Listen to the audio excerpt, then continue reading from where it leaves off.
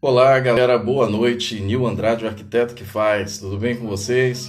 Estou aqui iniciando uma live, uma série de lives que farei sobre construção em EPS. Essa forma construtiva que está sendo muito difundida aqui no Brasil. Parece algo novo, né? Mas não é algo tão novo, é uma técnica que vem sendo utilizada no mundo todo desde 1940, 1945. Então, eu vou aguardar um pouquinho aí para a galera vir chegando, certo? Mil Utilidades chegou, o Shell Silveira também. Um abraço para esses seguidores.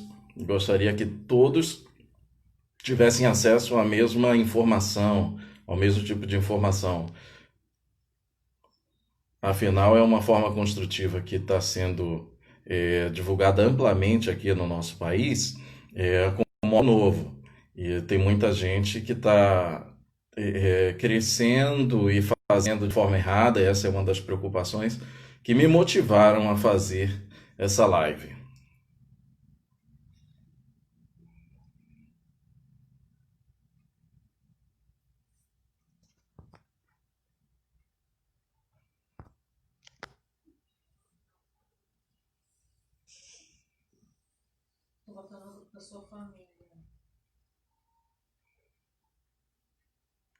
Certo, André? Um grande abraço. Valeu pela presença.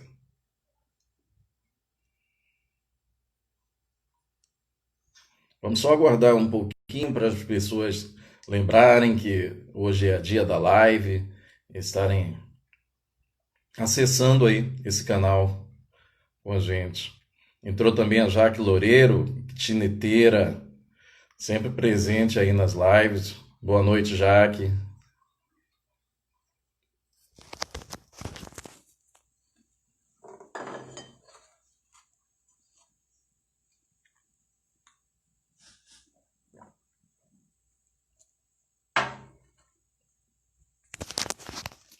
Claudinha, da Mini Grande Mundo. O povo tá chegando. Um abraço, Claudinha. Estou aguardando também a nossa live aí, que vai sair até o Dia dos Pais.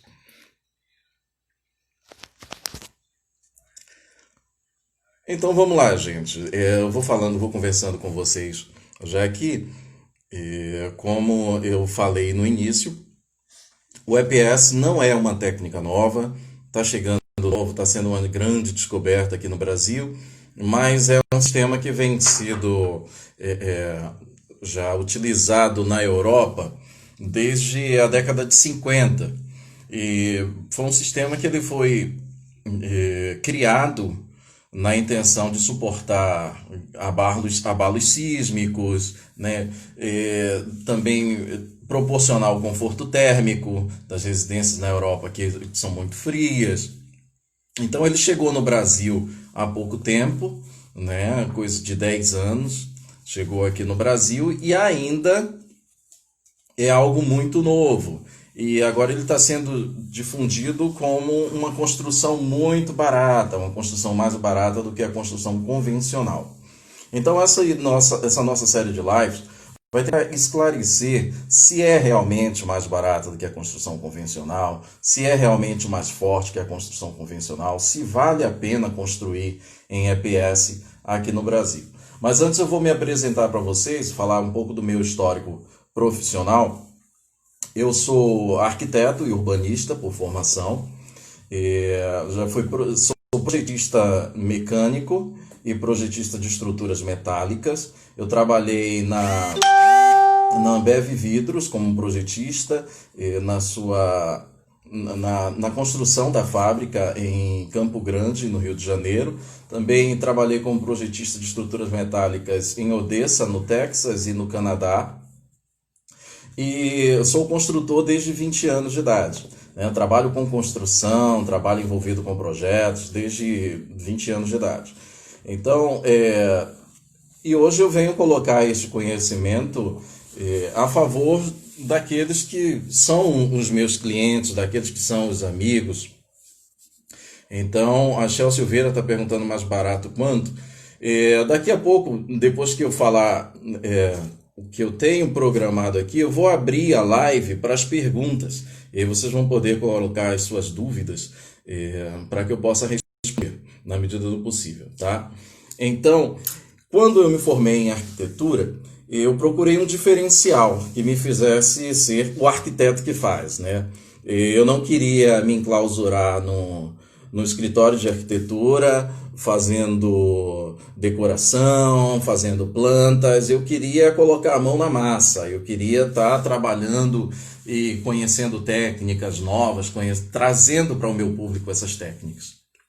E foi aí que eu conheci o EPS. Eu procurei me aprofundar nessa técnica e encontrei aqui no Brasil vários fabricantes, vários fornecedores, e me identifiquei com a Hightech House, que é a empresa que eu represento hoje, a empresa que fica em Campinas, e eu sou o único representante dela hoje no Rio de Janeiro. Bem, a preocupação que me trouxe o EPS foi porque eu vi muitas pessoas começando a construir sem conhecimento técnico. Então eu vi assim atrocidades de grades, né, sendo coladas ao isopor e aí fazendo o chapisco. E isso é muito importante, as técnicas construtivas corretas para que o EPS dê certo. Qual é a minha preocupação? Que essas construções feitas de qualquer forma, daqui a algum tempo, elas podem apresentar problemas e vão sempre culpar o sistema e não o construtor. Então, isso é uma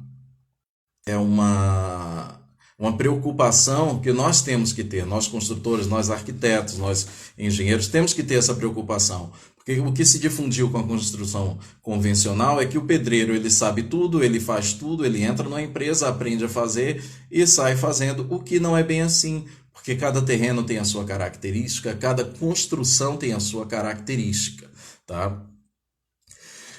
Eu quero falar das reais vantagens que tem o EPS em relação à construção convencional.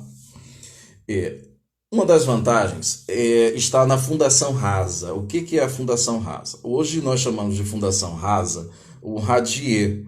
O radier é uma grande laje de concreto que, após o terreno ser nivelado e aplanado, nós entramos com pedra, entramos também com uma lona térmica para que não passe a infiltração por essa laje e prejudique as paredes, e construímos o EPS sobre ela. Então, só nessa fundação, você abrindo mão das sapatas, dos tocos, que são a base do pilar, e a viga baldrame, você já consegue economizar aí algo em torno de 15 a 20%. Tá? E além de ser uma fundação muito mais rápida, a fundação de um radier de em torno de 100 metros quadrados, 120 metros quadrados, leva aí em torno de 8 dias, já com o nivelamento do terreno, com chegada de aterro, e a preparação total desse radier, ele dura 4 dias. Né? Então, em nenhum caso, a menos que você coloque, e isso eu estou falando de uma fundação feita com 4 pessoas, tá? A menos que você coloque 10 pessoas trabalhando num canteiro de obras, você não vai escavar 20 buracos, preencher 20 sapatas e fazer caixaria de baldrame e concretar esse baldrame. Então, o outro lado em que o EPS ganha sobre a construção convencional é exatamente essa agilidade, que vai proporcionar com que você, ao invés de contratar um pedreiro, ajudante e uma equipe por 20 dias, você contrata ela por 4 dias. Então você teve 16 dias de economia, isso transformando em dinheiro é muita coisa. Já a fundação de tijolo, ela precisa da fundação profunda. E a depender do terreno, essa fundação vai ser muito profunda. Ok? Então, o segundo ponto que o EPS leva vantagem é com o conforto térmico. Esse é incomparável. O conforto térmico de uma casa de tijolo convencional e até de outros materiais, como tijolo de concreto, ela é infinitamente maior do que de uma casa convencional. Então, por quê? Se nós pensarmos no princípio de uma caixa de isopor, né, a temperatura externa jamais vai passar para dentro da caixa. E a temperatura interna jamais vai passar para fora. Então ele mantém aquele ambiente. Em se falando de economia de eletricidade, se você programar o seu ar-condicionado para 27 graus, por exemplo, ele vai trabalhar muito menos tempo para chegar nos 27 graus, porque o ambiente não vai estar tão quente para a entrada dele. E quando ele alcançar os 27 graus, ele não vai estar startando toda hora, porque essa temperatura não vai cair tão rapidamente, porque ela não conta com o aquecimento das paredes, ela vai contar apenas com o calor humano. E a Shell Silveira está fazendo uma pergunta aqui, eu vou abrir um ponto para responder essa pergunta. Ela perguntou se a mão de obra encarece muito a construção. Shell, encarece e muito. Se nós levarmos em consideração hoje, na cidade do Rio de Janeiro, a diária de um pedreiro está em torno de 150 a 200 reais, a depender da localidade. Tá? E de que todo pedreiro precisa do ajudante para trabalhar, e isso já gera mais uma diária de 80 a 100 reais. Então, vamos juntar tudo e calcular aí 300 reais de diária de ajudante e de pedreiro. Se nós multiplicarmos isso para fazer uma fundação durante 20 dias, para fazer uma fundação de uma casa de 100 metros quadrados, nós estaremos gastando aí de mão de obra R$100.000. Se for em EPS, você vai contratar apenas um pedreiro e 2 ajudantes, e vou colocar que seriam as mesmas diárias, então daria R$400. Só que eles vão trabalhar apenas 4 dias. Então, daria R$1.200. Isso é 20% apenas daquilo que você pagaria numa construção convencional, ok? E esse é o maior fator de economia da construção em EPS. Bem, o conforto acústico. Conforto acústico dentro de uma construção convencional, ele praticamente não existe. Toda conversa que você tem na sala, você consegue ouvir plenamente no quarto. Mesmo que você tenha portas estanqueadas e janelas estanqueadas. O que é uma porta estanqueada ou uma janela estanqueada? Um minuto só, desculpa. Uma porta e uma janela estanqueada é quando você coloca um anel de borracha ou de silicone em torno da porta, para que quando ela feche, ela vede o som. Então você não ouve o que está no outro lado. Contudo, a parede de tijolo convencional, por ela ser oca, ela consegue passar vibração sonora e aí você consegue ouvir a conversa do outro lado. Para que ela tenha um conforto acústico a ponto de que você não ouça do outro lado, seria necessário você fazer um sanduíche de paredes de tijolo e no meio deles você colocar espuma expansiva ou lã de rocha ou lã de vidro, existe uma infinidade de materiais, ou o próprio EPS, para que você ganhe esse conforto acústico. Já na casa com paredes em EPS, isso não é necessário, porque a própria parede já tem o isolamento acústico do isopor. Tá? E essa é uma vantagem assim, muito grande entre as duas construções. A rapidez, eu já falei da rapidez, né? Chovendo molhado, respondendo a pergunta da Shell Silveira, a rapidez da obra ela chega a ser 40% mais rápida. E como eu citei para vocês sobre a fundação, eu falo 8 dias a construção de um radier, porque 4 dias nós estaremos trabalhando sem pedreiro e sem ajudante, apenas com uma empresa contratada para planificar, para trazer aterro e planificar o terreno, tá bom?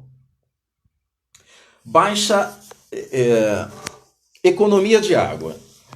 Apenas os ecologistas aí adoram, aqueles que estão preocupados com o meio ambiente, iriam gostar muito disso, porque a economia de água é muito grande numa obra. O gasto que você tem numa obra com com os trabalhadores lavando ferramentas, fazendo massa, preparando o terreno com água, gasta muito. Quem está construindo já tem a água legalizada, sabe do que eu estou falando, sabe o quanto isso é oneroso numa obra. Então, o que acontece? Com a construção em isopor, é uma construção seca. Você só vai utilizar a água na hora de chapiscar as paredes. E esse chapisco é algo muito interessante. Na próxima live eu vou falar sobre a preparação desses materiais. Tá? Então, a água ela é reduzida assim, de forma espetacular. Se você gasta aí em torno de 1.000 litros d'água por dia numa construção, isso é uma média, tá? Você na construção com EPS, por exemplo, eu construí uma base em que eu não utilizei absolutamente nada de água. Toda a água que foi utilizada para construir essa base foi do concreto usinado, ou seja, não foi do cliente, tá? Resistência mecânica, alta resistência mecânica. Aqueles que me procuram para comprar placas GPS ou para orçar alguma construção, ele sempre vai se preocupar com a resistência mecânica. O que é a resistência mecânica dessas placas? É o quanto essa parede suporta de impacto, certo? É um carro batendo nela, uma pessoa tombando com a parede, né? E a resistência, eu mostro para esses clientes os testes feitos pela Convitec, inclusive, não é com a mesma empresa que eu trabalho, porque nós estamos em processo de exame com essas placas. Mas é o mesmo sistema e eles são 3 vezes mais resistentes que uma parede de tijolo. Inclusive, um engenheiro, o Tarjano Barros, ele tem um vídeo no YouTube, e todo mundo que segue EPS vê os vídeos do Barros, e ele mostra alguém dando marretadas numa parede de EPS, e eu acho que seria muito interessante até dar a mesma marretada em paredes de tijolo convencional. É óbvio, as 40 marretadas que ele dá para poder perfurar a parede, se fosse numa parede de tijolo com a marreta de 8 quilos, essa parede de tijolo ela quebraria na décima marretada facilmente, tá? Então a resistência mecânica dessas placas é muito alta. Depois que você coloca o semi-concreto, fechando ela, e ele tem o seu tempo de cura, óbvio, respeitando o tempo de cura, respeitando as técnicas construtivas corretas, ela tem essa resistência, tá bom? Absorção de água. E isso é um problema muito corriqueiro quando você não toma as devidas precauções com a construção convencional. Nós temos aquelas fotos, aqueles problemas de paredes cheias de mofo, de reboco estourando. Isso é um problema muito grande com o tijolo, porque quando você não prepara a fundação com manta asfáltica, quando você não coloca lona térmica sobre ele, toda a temperatura, toda a umidade do solo sobe pelo concreto e se infiltra nos tijolos. E o tijolo, ele tem a propriedade de armazenar líquido. Então, quando ele armazena líquido e que o reboco, o embolso, ele não é preparado para expulsar essa umidade, ele começa a estourar com o tempo. Então, você vê construções aí com 5, 6 anos que começam a estourar por conta de infiltração. No EPS isso não acontece, porque o isopor ele não é um condutor de água, ele não é um condutor de umidade. Então, mesmo que você não tome todos os cuidados, é óbvio, você tem que tomar, tem que colocar a manta asfáltica embaixo da parede, e a maioria dos construtores, muitos construtores que eu tenho visto, não tem feito isso. Mas ele não conduz essa umidade e ele não vai fazer estourar o embolso, porque o embolso no EPS é um semiconcreto. Nós chamamos de semiconcreto. E por isso que dá resistência. Perdão. E é exatamente esse semiconcreto que dá resistência e faz com que as paredes criem mini pilares, o que eu chamo de micropilares. Na verdade, não é mini pilares, micropilares. Esses micropilares darão a sustentação que a edificação precisa para que você construa 2, 3, 4, 5 andares até, sem precisar colocar vigas e pilares. Eu brinco que quem coloca vigas e pilares numa construção em EPS é porque coloca a cabeça no travesseiro e não consegue dormir em paz. Mas não precisa. Se forem obedecidas as técnicas corretas para a construção das paredes em EPS, você não precisa utilizar vigas e pilares. Ok? E muito menos sapatas, sabe? Porque a sapata ela depende muito do terreno. Às vezes a gente precisa fazer um radier estaqueado quando o terreno é alagadiço, coisas assim. Tá bom? Então, falando dessa absorção de água, é exatamente isso. Você não tem esse problema. Na verdade, nem deveria ter esse problema também no tijolo convencional. Mas nós temos o hábito de adotar técnicas construtivas mais baratas sem nos ater com que a BNT prioriza e determina como deve ser feita uma construção ideal. Então, quando você não toma esses cuidados, não segue a BNT, você termina caindo nesses problemas, nessas patologias. Esse é um tipo de patologia que você não vai encontrar no EPS, tá bom? E falando sério, esse tipo de patologia tira o sono da gente, tanto de profissionais quanto de donos de obra, né, do morador, porque é muito feio. Além de ser feio você ter aquela umidade no pé da parede, aquilo causa doenças. Se tem pessoas com problemas respiratórios, não conseguem dormir direito. Então é muito mais que estético, é de saúde pública mesmo. É um problema sanitário, porque aquilo acumula muito mofo, acumula muito micro-organismos. Fácil manuseio. O fácil manuseio das paredes é algo incrível. Uma parede de EPS de 6 metros quadrados, ela pesa em torno de 9 quilos.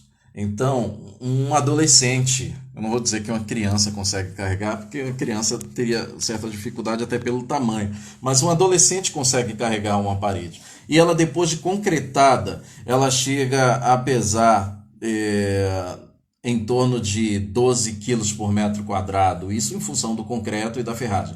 Então ela pesa 12 quilos por metro quadrado, enquanto uma parede de tijolo pesa 250 quilos por metro quadrado, em média. Então é uma diferença muito grande e exatamente por esse motivo que você termina abolindo as vigas e pilares. E o que acontece? Quando você faz essa escolha pelo EPS e que você não tem o gasto com a ferragem por aquilo ali, a ferragem é uma das coisas mais caras na obra. E a ferragem do EPS é muito mais singela, é uma ferragem mais fina, entendeu? E quanto mais ferro você coloca numa obra, mais cara essa obra fica. Ok? E já no tijolo você vai comprar aí um caminhão de tijolos, de 8 milheiros de tijolos, e não tem onde guardar aquilo tudo, e aquilo é muito pesado, e aquilo pode causar acidentes, e isso é terrível. Ô, gente, tá aberto as perguntas, tá? Vocês podem perguntar. Eu vejo que a Shel Silveira tem perguntado bastante, mas vocês também podem perguntar se tiver alguma dúvida sobre o EPS. Tá? Está aberta a temporada de perguntas. E ela está perguntando aqui, mas dá para botar quantos andares nesse tipo de construção? Shel, no EPS bem construído, bem nivelado, e tem alguns segredos para que isso aconteça, eu tenho informações que já foram colocadas até 6 andares, tá? Nos cursos que nós fazemos e nós sempre colocamos e vemos, indicamos colocar 5 andares. Mas se a construção for muito bem feita, o cálculo estrutural for muito bem feito e houver a segurança, dá para colocar 6 andares sem problema algum. Versatilidade. A versatilidade dessa construção é tão grande que me perguntaram assim: poxa, se eu tiver de trocar uma tomada do lugar, se eu tiver que colocar uma parede nova na construção, dá para fazer com EPS? Dá. É muito fácil trocar uma parede de lugar do EPS. Você só precisa, com o eletricista, determinar. É, desculpa, na parede com o pedreiro. Você só vai precisar determinar com um profissional capacitado onde vai ser a nova parede. Primeiro, construí-la, construir a nova parede, porque todas as paredes de EPS elas são paredes de sustentação. Tá? E uma vez criada a nova parede, você não vai ter problemas em criar viga. Poxa, como é que eu vou preencher aquela viga por baixo da laje? Não vai fazer ligação com EPS, vai, porque a concretagem da parede de EPS ela é feita na vertical, não é feita na horizontal. Tá? E uma vez a parede construída e o concreto curado, você pode destruir a outra parede e ela vai ter a sustentação normal. E no caso de tomadas, aí eu vou falar do eletricista, você vai determinar com o eletricista qual o novo ponto de tomada, qual o novo ponto de interruptor, e com um martelete leve de 3 quilos, para que não afete muito a parede, né? Você vai cavar o novo caminho da tomada, até com um secador de cabelo um pouco mais potente, você consegue abrir o canal no isopor e é só concretar de novo. Basta tomar os devidos cuidados para não quebrar as malhas de aço, ok? Isopor não apodrece. Paredes de tijolos apodrecem, sim. Se os tijolos eles ficarem muito tempo sem um chapisco ou sem um reboco, eles vão apodrecer. Já com o EPS, isso não acontece. O isopor ele não se deteriora facilmente, né? Ele, além de ser um produto ecológico, biodegradável, ele não tem essa propriedade de apodrecer porque ele não preserva micro-organismo. Um micro-organismo não consegue sobreviver no isopor. Então, isso vai fazer com que eles não consigam se desenvolver nele. E ele vai permanecer sempre da mesma forma que saiu de fábrica. É óbvio, ele vai estar em contato com o oxigênio, ele vai sofrer ações de intempéries, ele vai sofrer ações térmicas, e isso vai deformá-lo um pouco se ele não estiver devidamente protegido. Afinal, o oxigênio também é um corrosivo. Mas ele não vai sofrer os estragos que sofre uma parede de tijolo convencional, porque quando eles recebem muita água, eles começam a se desfazer, tá? O EPS também ele não contamina o solo. Já falei que ele é biodegradável e por ser um material ecológico e reciclável, todo isopor que sobra na obra nós enviamos de volta para a fábrica para reciclagem. E aquele isopor ele pode ser utilizado em diversas outras funções, ok? Mais uma pergunta aqui. Então não tem riscos de mofo na parede? Não tem riscos de mofo na parede. Principalmente porque existe uma contradição em quando nós falamos casa de isopor, porque a casa na verdade não é de isopor. Estou trazendo uma realidade que vocês não sabiam. A casa não é de isopor. A casa na verdade é de concreto. Essa técnica, diferente da casa de concreto, que também é possível fazer, ela tem o conforto térmico, um conforto acústico muito maior do que se ela fosse apenas concreto. Só que a casa de concreto, ela é apenas uma placa de concreto de 20 milímetros, 25 milímetros, algumas vezes, que é normalmente utilizada para fazer obras de Minha Casa Minha Vida. Construções muito baratas, né?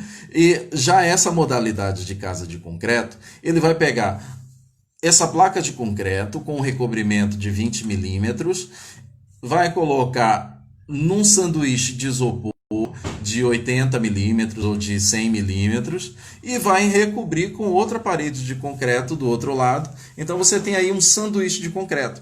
Então, de verdade, o EPS ele é um coadjuvante nessa construção, porque a construção, na verdade, é que a parede é de concreto e não de isopor, o que dá a resistência maior à casa. Tá? Aí talvez venha a pergunta, Nil, mas sendo a parede de concreto, eu vou conseguir colocar prego, eu vou conseguir colocar meus quadros, minhas fotos, eu vou conseguir colocar móveis planejados, que essa é uma deficiência da casa de concreto, tá? Mas na casa de EPS, você consegue ter isso porque você usa buchas normalmente. Então você vai conseguir perfurar esse concreto e ele não vai sair do outro lado, porque a parede tem a mesma espessura da parede de uma parede de tijolo. Ok? Então é uma construção forte por isso, porque é uma casa concretada com o isopor sendo o coadjuvante dela e dando a espessura ideal da parede. Eu já falei também que ele não gera resíduos e agora vamos falar da mão de obra. Ora, a mão de obra para a construção de EPS tem que ser uma mão de obra específica, qualificada? Gente, para tudo que nós vamos fazer na vida, tudo, exatamente tudo, o ideal é que nós tenhamos uma mão de obra qualificada. Existem muitas pessoas que aprendem na vida e se tornam bons profissionais, é verdade, principalmente pedreiros, né, mestres de obras. Tem pessoas que nunca precisaram fazer um curso técnico para isso. A própria vivência dessa pessoa na obra, a própria experiência dessas pessoas os capacita. Mas nós sabemos muito bem detectar quando um profissional é habilitado e faz as coisas com carinho, faz as coisas com preciosismo, né? Só para você ter ideia, eu costumo ver que na obra a organização de quem trabalha define muito como vai ser o final da obra. Então, se você chega na obra em que o pedreiro tem linha espalhada, colher de pedreiro ele não sabe onde está, volta e meia ele procura uma trena e que ele não lembra onde deixou, o final dessa obra com certeza vai ser exatamente como ele organiza o espaço de trabalho dele. Então, quando nós falamos de mão de obra qualificada, é que essa pessoa tem que conhecer o mínimo de construção, essa pessoa tem que conhecer o mínimo de rigidez da obra, para que ele não se atrapalhe na hora de construir com o EPS.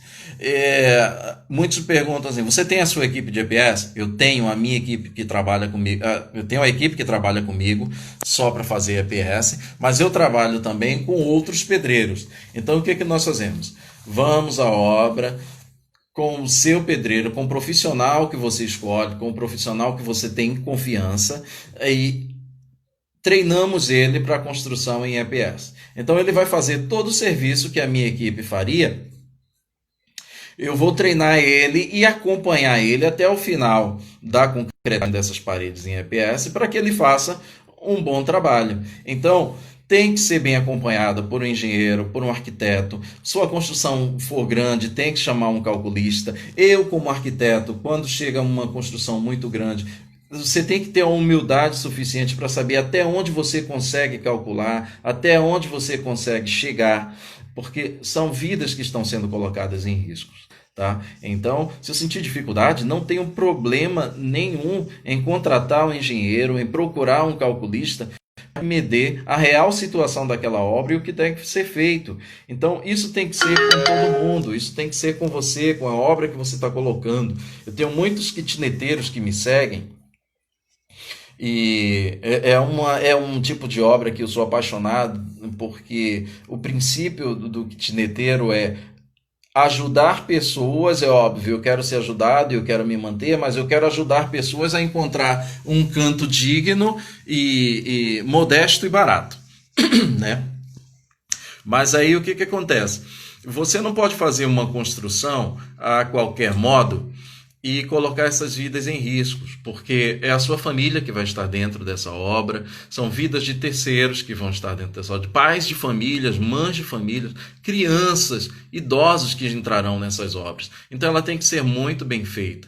Então quando nós pensamos numa obra apenas em quanto ela vai custar, temos que colocar a mão na consciência e pensar o que que essa obra vai trazer é, de bom para a vida de outras pessoas. Em que eu vou beneficiar outras pessoas além de mim. E isso faz com que a sua obra, além de econômica, seja bem feita. Você não precisa gastar rios de dinheiro para ter uma obra bem feita, para ter uma obra legal. Você só precisa adequar a sua obra à sua realidade. E a busca por profissionais capacitados e qualificação de mão de obra é uma parte muito importante das obras, tá bom? Vou falar aqui dos tipos de painéis que existem, tá? Eu até comentei com alguém, com a Cláudia, do grupo de kitneteiros, que o EPS, eu tinha visto muitas construções com EPS de forma errada e tal, e o EPS que eu confio é o RCF, essa é uma referência dele, RCF1. O que é esse EPS? É uma placa de isopor que ela é corrugada, nós fazemos ranhuras, canais nela. Quem me segue no Instagram, eu coloquei uma postagem da foto de uma placa dessa. Então ele cria microcanais nessas placas. Esses microcanais, uma vez preenchidos com semiconcreto, eles se tornam micropilares e dá força à edificação. Mas, para minha surpresa, há 15 dias atrás, eu recebi um laudo técnico da Covitec, que eu inclusive já citei aqui no início da live,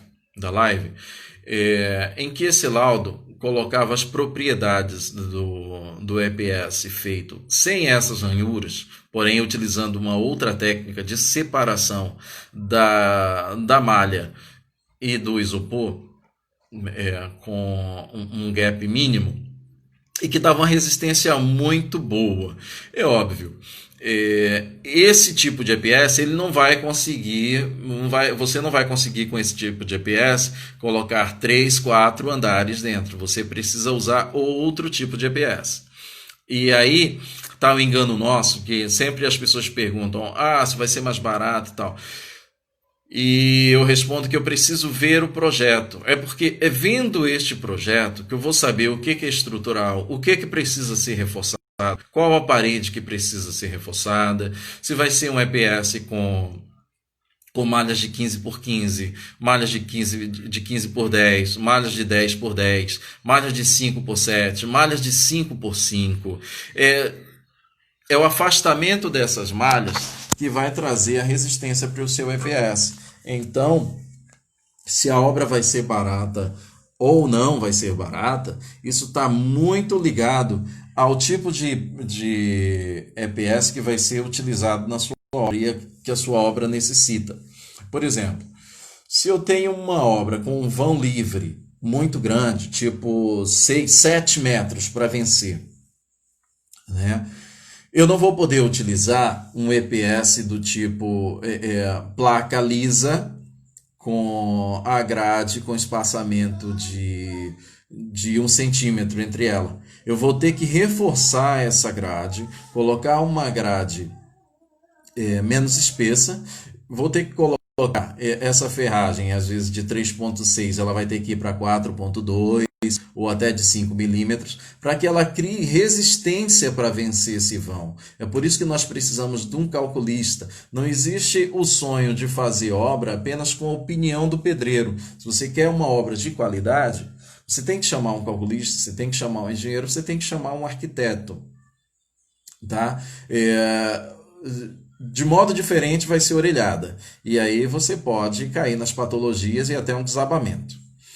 Então, por isso que a economia está muito ligada ao tipo de projeto que você vai adotar.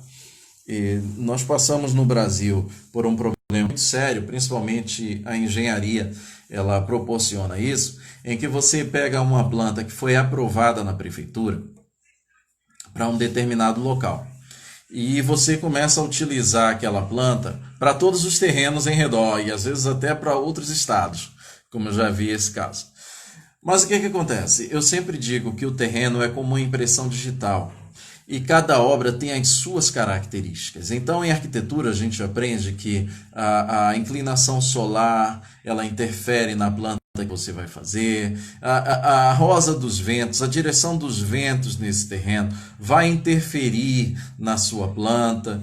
Então, vou citar um caso. Se você tem uma planta e você mora na rua em que o sol bate de frente para a sua casa e o seu vizinho de trás coloca a mesma planta, o que vai acontecer? A sua sala, por exemplo, se tiver de frente para o sol, vai ser ensolarada o dia inteiro e vai ser insuportável ficar na sua sala. E se eu uso a mesma planta para o vizinho de trás, a sala dele vai ser muito fria, talvez dê muito mofo, pegue muita umidade, porque não vai pegar sol hora nenhuma do dia. Então, é isso que o arquiteto ele se preocupa em adequar a planta à real situação do terreno. Tá? E isso você não pode se preocupar neste instante apenas com economia. Você vai se preocupar com ergonomia, com utilidade. Você vai sempre prestar atenção nesses pontos que são muito interessantes. Opa, Antônio Filho entrou, Filho 3, né? Adriele Souza também está entrando aí. Opa, voltamos.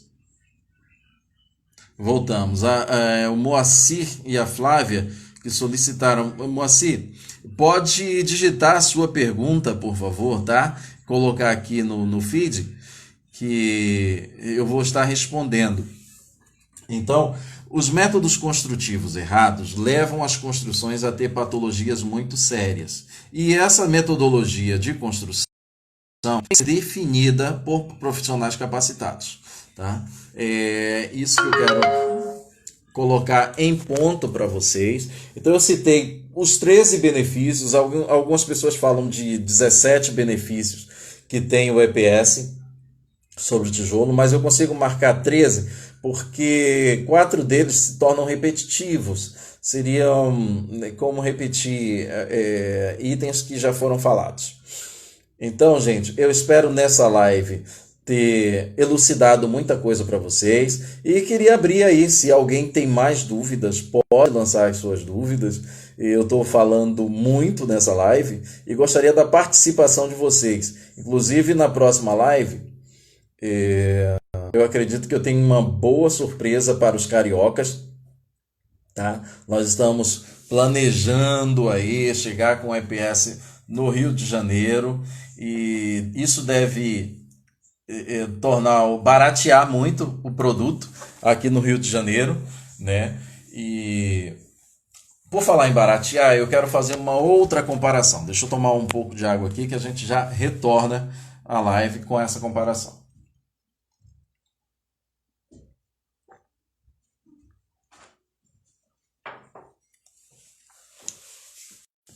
Bem,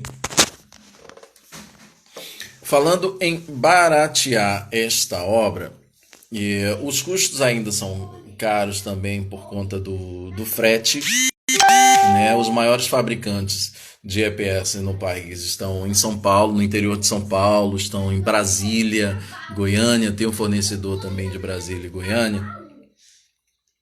E é preciso trazer, a gente sente essa necessidade de espalhar o EPS aqui pelo Sudeste para que essa técnica possa ser um pouco mais difundida, tá? Então, em breve vamos ter novidades legais aí. A Marta Lima, oi Marta, está fazendo pergunta, é verdade que o EPS que você trabalha é diferente do que vende nas lojas comuns, o seu não é inflamável? Opa, essa é uma pergunta interessante.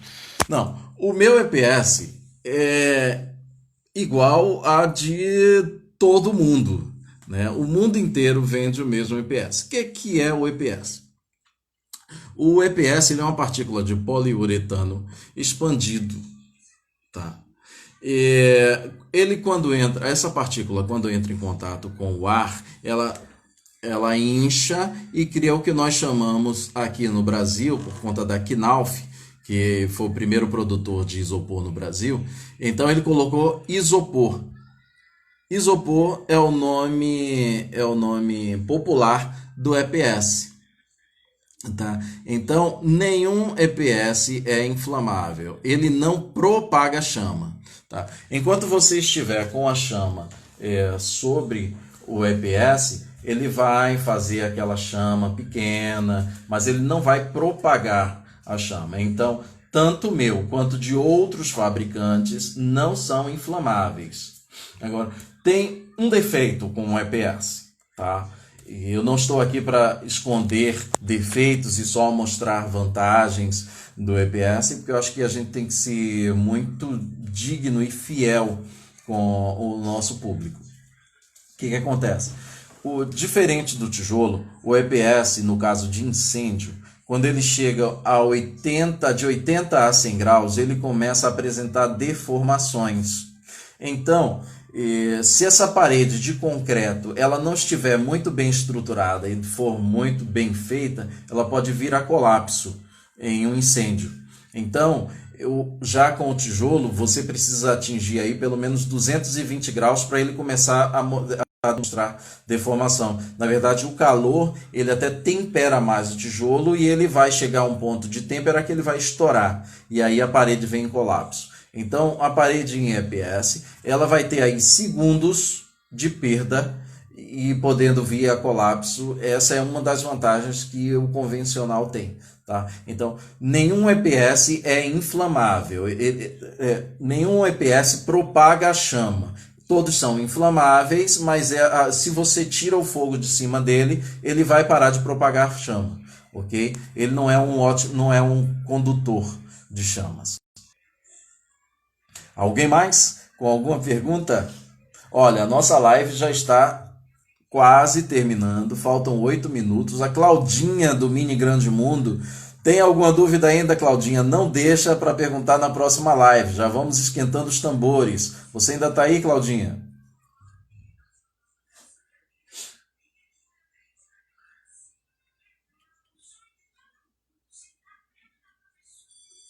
Muito legal, Marta. Bom saber que você entendeu. Muito legal. Então, gente, o EPS de todos, uma coisa que eu tenho notado, tem alguns construtores que têm, alguns pedreiros têm se metido a construir EPS e aí vão em papelaria, compra o isopor, né, um EPS de uma gramatura maior, mas existe uma diferença, que é a gramatura dessas placas de EPS. Essa diferença de gramatura de placa de EPS você pode comparar aos colchões, né? Uma pessoa de 80 quilos usa um D23, eu não sei muito da nomenclatura de colchões, eu sei que tem o D23 e o D45, não sou muito entendido nessa área. Então, uma das diferenças básicas do EPS está ligada exatamente a essa densidade.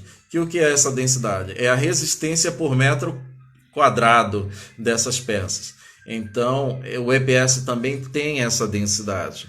E isso faz diferenciação na hora de você calcular o projeto. Tá? Se vai ser um EPS mais denso, se vai ser um EPS menos denso. E uma grande pergunta que me fazem, então, é realmente barato o EPS? Quanto é mais barato? Tudo depende do seu projeto.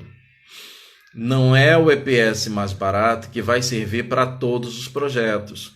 Se o seu projeto só precisar do EPS mais barato, um EPS que tenha 80 milímetros de espessura, o ferro tem uma densidade menor, uma bitola menor, seja de 3,6, tiver um espaçamento de 15 centímetros entre eles, vai ser muito, muito, muito, muito barato. Muito mais barato do que o convencional. Mas se o seu projeto exigir placas mais trabalhosas, ferragens mais específicas, aí ele pode chegar ao preço da estrutura convencional e pode chegar até a ficar muito mais caro, tá? Então, não estou aqui para iludir ninguém e dizer que qualquer casa em EPS é barata. Não. Isso vai depender do seu tipo de construção, tá ok? Certo. A Shell está pedindo aqui algum exemplo. Por exemplo, vamos construir uma casa de 60 metros quadrados. Uma casa de uma família comum, uma família de classe baixa, com 2 quartos, banheiro, cozinha, sala. Então, o que acontece? Eu vou poder usar um EPS simples, um EPS com a ferragem com espaçamento de 15 por 15, e usar uma concretagem magra nele, não preciso pesar no concreto. Isso também vai depender do tipo de terreno que eu estou usando. Então, eu vou ter uma casa bem barata. Agora, se eu tenho uma casa mais sofisticada, padrão, vou citar aqui como Rio de Janeiro, como Barra da Tijuca, Niterói, Itacoatiara, uma casa padrão A, uma casa em que eu vou ter aí vãos livres grandes, escadas mais trabalhadas, sala de jantar, uma casa aí de 200 metros, 250 metros quadrados, com 4 quartos, 3 suítes, sabe? Então vai exigir, provavelmente, por conta da tipologia dessa construção, vai exigir usar placas mais trabalhadas, vai exigir uma ferragem mais grossa, entendeu? Esses são os exemplos em que o EPS pode sair mais caro ou mais barato. Gente, faltam 4 minutos. Quem tem dúvida ainda, daqui a pouco o Instagram vai estar avisando aqui que a live vai acabar e eu preciso ter tempo para salvar essa live, né? Jaque, a sua ficou bem cara, mais caro que a construção normal LCF. Eu não entendi essa sigla, se puder citar essa sigla. Como eu disse já durante a live, tem que ver a tipologia desse projeto. O que esse projeto teve que causou, que fez com que o EPS ficasse mais caro. Porque na maioria dos casos, mesmo utilizando um EPS muito específico, uma ferragem muito específica, vai chegar no máximo ter o mesmo valor. Porque não é, certo, light steel frame. O que acontece? Às vezes isso está ligado à quantidade de mão de obra que foi utilizada nessa obra, tá? Então é preciso tomar muito cuidado e fazer comparações de técnicas construtivas. Então o profissional, o arquiteto, ele está exatamente ligado a isso. Quando eu faço um projeto que alguém me procura, eu quero EPS, é muito peculiar meu analisar qual vai ser a forma construtiva melhor e que se adeque melhor àquele terreno e àquela situação daquele projeto. Talvez você tenha um terreno que fosse melhor usar até a construção convencional.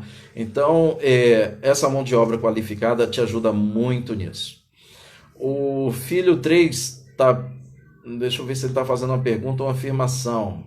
A chama... Você falou referente à chama enquanto a parte hidráulica. Os cômodos úmidos como banheiros, existem diferença entre EPS da parte externa para a parte externa? Não, Antônio. O EPS utilizado na parte externa é o mesmo da parte interna. Porque o EPS ele é resistente à umidade, ele é resistente à água. Então, o que você vai usar no banheiro, no quarto, na cozinha, nas paredes externas, será o mesmo EPS, tá bom? E a mesma concretagem. Gente, faltam 2 minutos para terminar a nossa live. Então, Jaque, eu até lamento muito que a sua construção tenha saído mais caro. Não estou aqui para desmerecer qualquer profissional que tenha utilizado. Eu não sei qual foi a tipificação da sua construção, mas é de se estranhar. conseguir sair muito mais caro do que o Light Steel Frame. Normalmente o EPS e o Light Steel Frame eles estão ali muito pau a pau. A vantagem do Light Steel Frame está na técnica usada, né? Das vigas. Essas vigas são realmente muito fortes. Você consegue Light Steel Frame colocar muito mais andares do que o EPS. Tá? E a construção fica tão leve quanto. A laje também você usa um concreto você usa uma quantidade bem menor de concreto no Light Steel Frame, mas no frigir dos ovos aí a construção fica muito parelha, não costuma ficar muito cara não. Espero que na próxima você dê mais sorte na construção e contrate Nil Andrade, o arquiteto que faz, para analisar sua obra. Eu sinto muito, realmente. Tá bom? Gente, nossa live está chegando ao final. Eu quero agradecer muito a todos que estiveram presentes, a todos que ficaram aqui nos acompanhando, a todos que mandaram pergunta. Você ainda pode mandar pergunta, se não der tempo de eu responder aqui, nesse pouquinho tempo que nos falta. Eu vou responder no meu Instagram durante a semana, vou responder na próxima live. Eu espero vocês aqui na próxima live, na próxima segunda-feira, às 20 horas, certo? Aí eu quero detalhar exatamente os sistemas construtivos, o que leva uma construção a ficar mais cara, o que leva a ficar mais barata. Meu Deus, eu que fiz seu orçamento. Vamos ver o que está acontecendo aí com esse steel frame, ô Jaque. Eu lembro que o seu é de Nova Iguaçu, se eu não me engano. Tá? Mas vai ser sim. Tá? Então, gente, manda as perguntas para mim. Eu vou carinhosamente responder todas as perguntas que forem enviadas. E na próxima live eu vou falar exatamente quanto aos orçamentos. Por que fica mais caro? Por que fica mais barato? A tipologia do terreno influencia muito nisso. Se vamos ter que fazer terraplanagem, se não vamos precisar fazer terraplanagem, se o terreno é em aclive, se tem declive, ou se esse terreno já está em ponto de entrar com a concretagem. Todas essas são situações que vão favorecer ou empobrecer muito a sua obra, tá bom? Então, um beijo grande. Agora é esperar que a live, que o Instagram comece a contabilizar o nosso tempo aqui. E eu sei que o Instagram pega a gente de surpresa e começa a contar 5, 4, 3, 2, 1, sua live terminou, tá? Mas eu vou deixar ela salva aqui para vocês. Um grande abraço, fiquem com Deus, tá? Um beijo no coração de todos.